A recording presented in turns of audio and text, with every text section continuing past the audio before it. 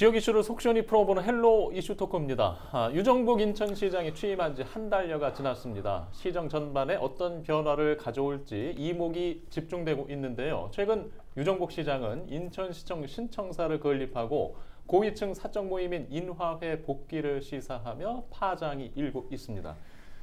둘 다 박남춘 전 시장이 반려했던 사안들이라 일각에서는 박남춘 시장 지우개 아니냐 하는 목소리도 나오는데요. 오늘 이슈토크에서 짚어보겠습니다. 함께할 두 분, 이광호 인천 평화복지연대 사무처장과 이승욱 한겨레 기자 자리하셨습니다. 안녕하십니까? 네, 안녕하세요. 안녕하세요. 네, 자 취임 한 달 이야기를 하지 않을 수 없는데요. 일단 두 분께서는 좀 어떻게들 보고 계신지 좀 듣고 시작하겠습니다.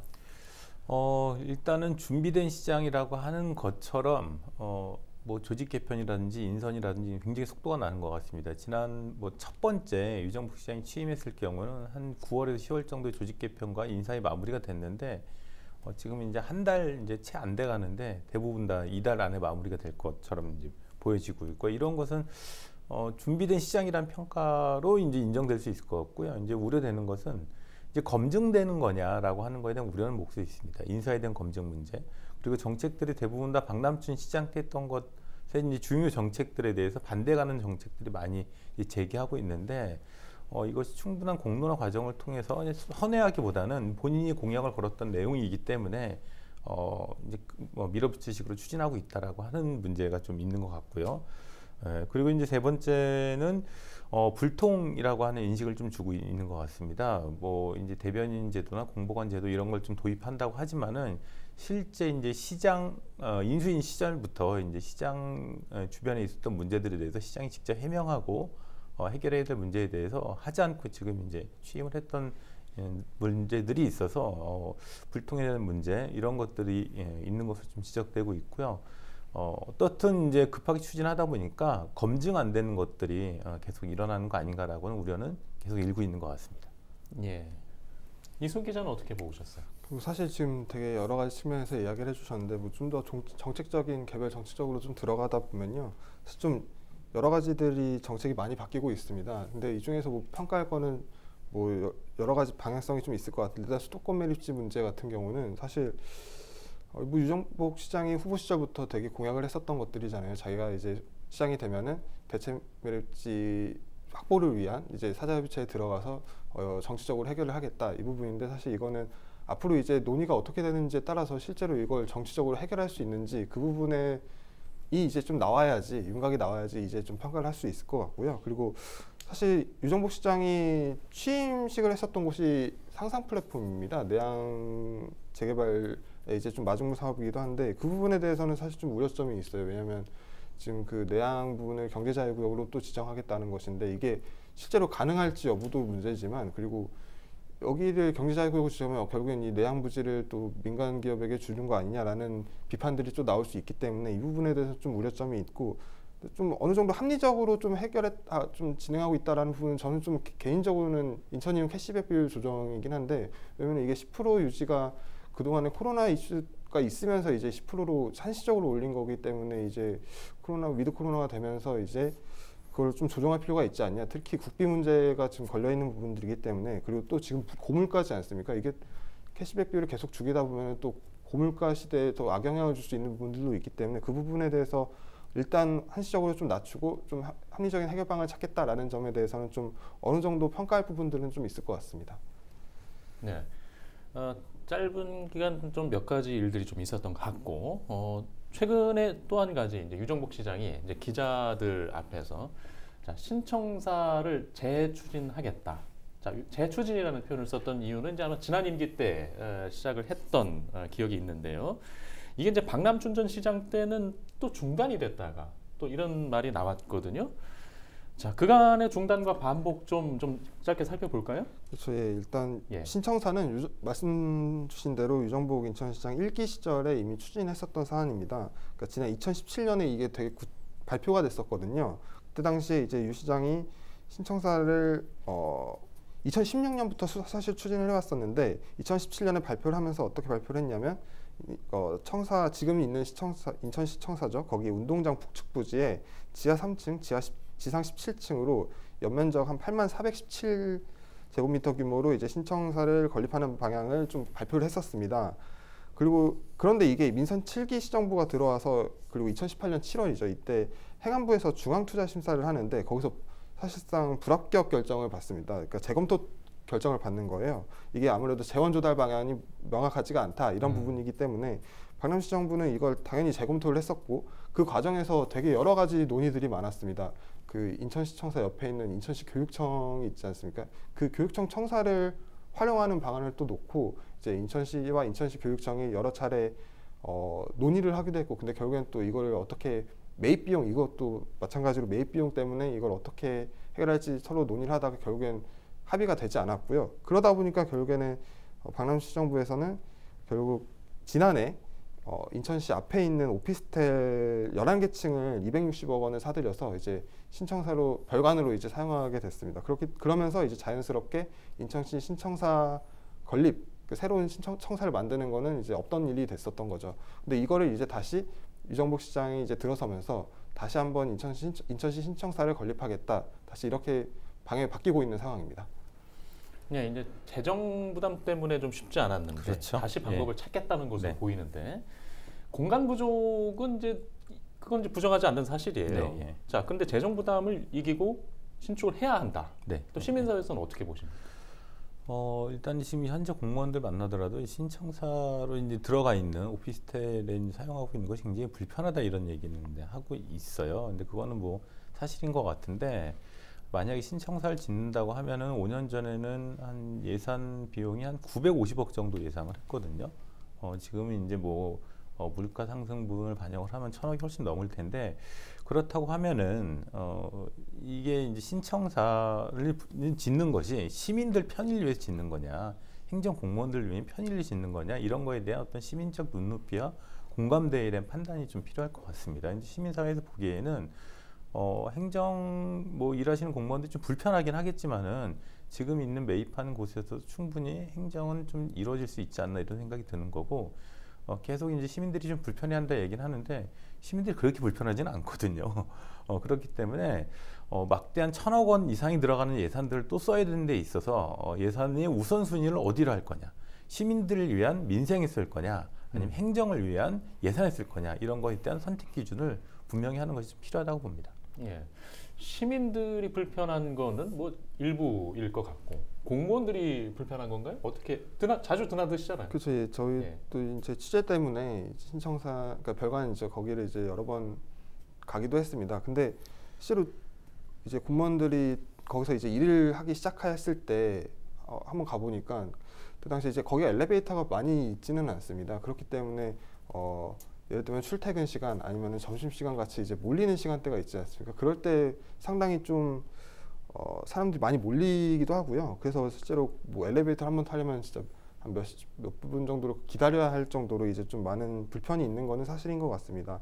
근데 방금 그러니까 시민 불편 이야기들도 있었는데, 사실 시민 불편 이야기 중에서는 가장 큰 게 장애인의 출입이 좀 어렵다라는 부분이거든요. 실제로 여기가 이제 장애인 화장실 같은 편의시설이 없기 때문에 실제로 인천시 인권보호관에서 이제 그거에 대해서 좀 시정 조치를 하라라고 이야기를 들었던 곳이기도 합니다. 그래서 이제 이게 지금 어느 정도 그러니까 일부 조치가 이루어졌겠지만 이게 완벽하게 아직까지 해결되지 않았다라고는 알고 있기 때문에 이 부분에 대해서, 그러니까 결국엔 공무원 그리고 이제 민원인의 좀 불편, 이런 부분들은 사실 어느 정도 사실이라고 보이긴 합니다.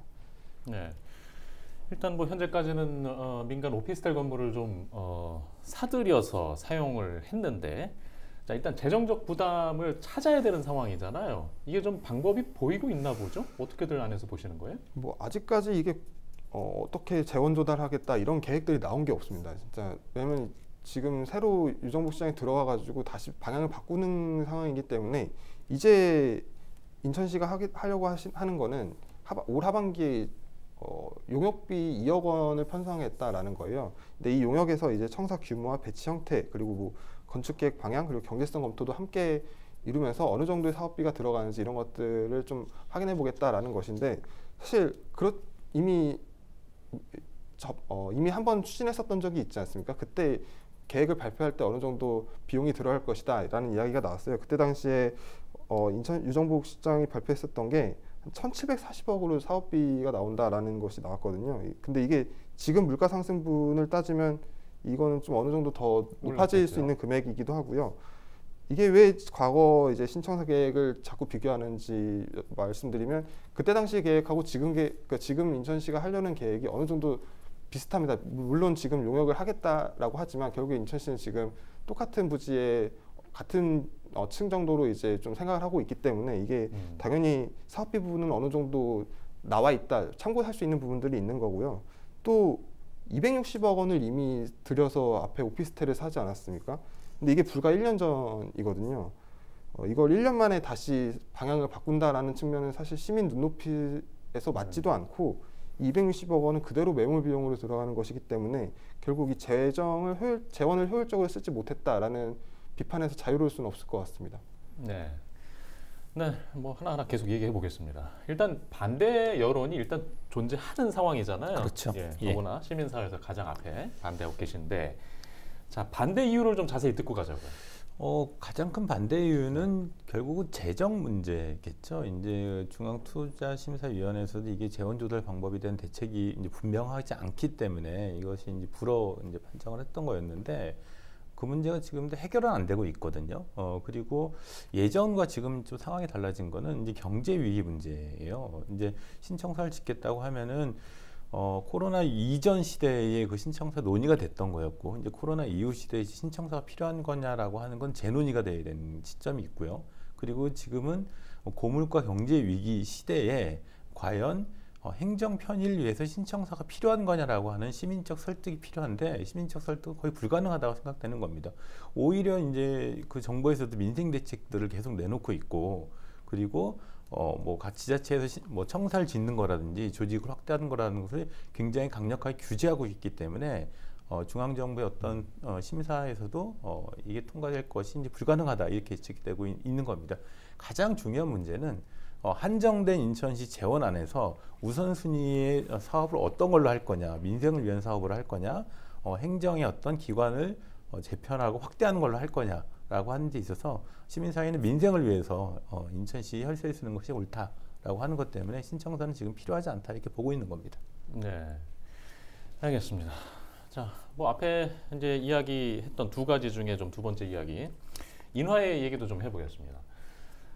이게 시장이 직접 그 기자들 앞에서 인화의 복귀에 대한 이야기를 시사를 하니까 또 이제 관심이 늘고 있는데, 이게 뭔지부터 좀 다시 알려주세요. 예, 그러니까 지금의 인화회와 과거 인화회가 뭐 똑같이 어쨌든 사회 지도층의 사적 모임인 부분이거든요. 근데 과거에는 여기에 이제 공공기관장과 지자체장이 참여했다라는 게 달라가지고 이 부분을 좀 중점적으로 설명드리면, 그러니까 박남준 전 시장이 이제 이 인화회를 탈퇴하기 전에는 220명으로 구성이 됐습니다. 여기에는 이제 뭐 당시 뭐 공공기관장, 그리고 주요 단체 기업체 대표, 또 아니면 이에 준하는 사회지도층 인사들이 이제 회원으로 들어갔었거든요.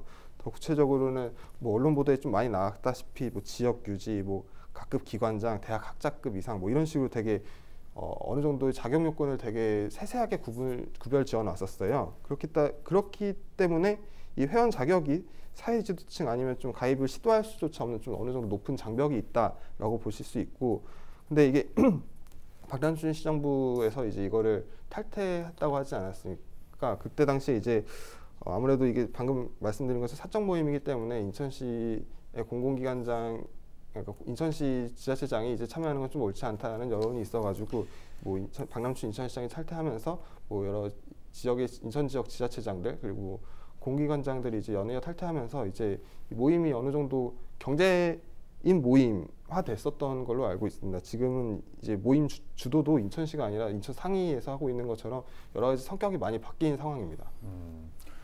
자, 그러면 일단 시장이 이제 발언을 했다는 거니까 과거 인하회를 보는 시선들은 좀 양면성이 있었어요. 네, 그렇죠. 일단 고위급 어떤 힘과 권력이 모이는 자리로 보는 시선. 네.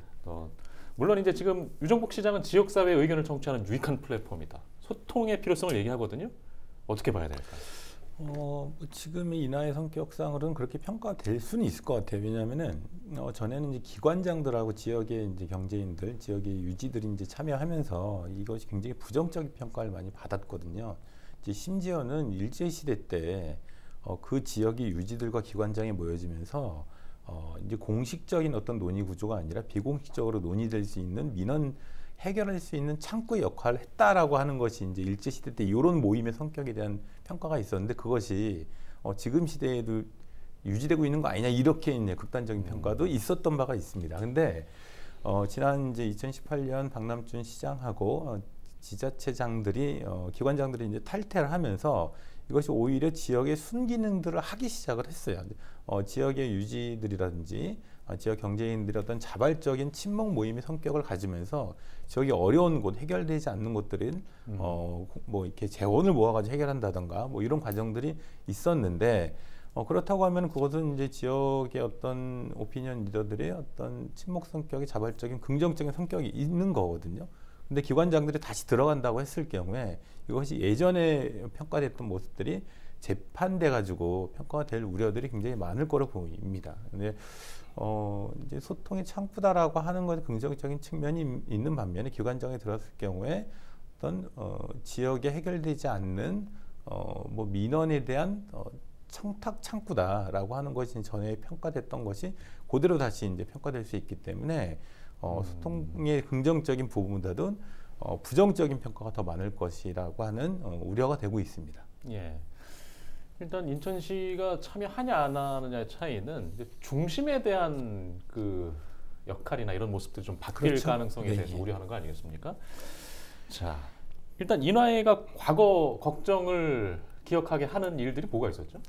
일단 뭐 여러 가지가 있었습니다. 네. 뭐 2007년에는 태풍 나리가 와가지고 나리가 왔을 때 이제 수해가 났었지 않습니까? 근데 이때 당시에 이제 인천지검 청사에서 이제 뭐 회식 겸 만찬을 했던 사건들이 좀 있었고요. 그 2014년 지방선거를 앞두고서는 이제 당시에 이제 지금 유정복 시장이긴 한데 그때 당시 후보 시절에 이제 이 인화에 나타나서 이제 어느 정도 선거법 위반 시비가 좀 일기도 했습니다. 그리고 일부 공공기관장들은 이걸 이제 판공비로 이제 인하에 회비를 내온 것들도 좀 문제가 됐었고요. 그래서 이런 것들 때문에 어느 정도 정경유착 말씀해주신 것처럼 정경유착과 토착비리 구설수가 많이 일어났었고 사실 가장 큰 문제는 이게 되게 사적 모임이지 않습니까? 근데 그때 당시 이거를 그러니까 실제로 이 모임을 주도했던 건 인천시이고 그리고 실제로 모임을 담당하는 인천시 공무원도 있었던 거거든요. 이게 단순한 사적 모임인데 인천시가 이걸 주도적으로 하는 모습 자체가 굉장히 좀 외부에서는 되게 폐쇄적이고 이걸 인천시가 주도하는 것이 맞냐 이런 것들에 대한 비판들이 나올 수밖에 없는 구조였던 것입니다. 예.